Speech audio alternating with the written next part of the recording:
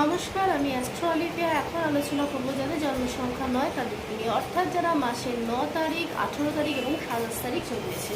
প্রথমেই বলি, আপনাদের ওপর কিন্তু মঙ্গলের প্রভাব অনেক বেশি, এবং মঙ্গলের প্রভাব বেশি হওয়ার জন্য মঙ্গলের মতনই কিন্তু আপনারা যে কোনো ঝামেলায় কিন্তু নিজেকে জড়িয়ে ফেলতে অত্যন্ত ভালোবাসেন, এবং অন্যের ঝামেলা, অন্যের বিপদেও কিন্তু আপনারা বিনা কারণে কিন্তু জড়িয়ে পড়েন এবং কোনো কিছু ছাড়াই কিন্তু ইনভলভ হয়ে যায়।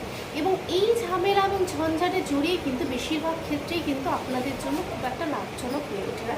এই নেচারটাকে কিন্তু একটু কন্ট্রোল করতে হবে, এবং পার্টনারের প্রতি আপনাদের অত্যন্ত পরিমাণে অবিশ্বাস এবং আপনাদের এই উগ্র স্বভাব কিন্তু আপনাদের খুব একটা পার্টনারের সাথে সম্পর্ক ভালো থাকে না।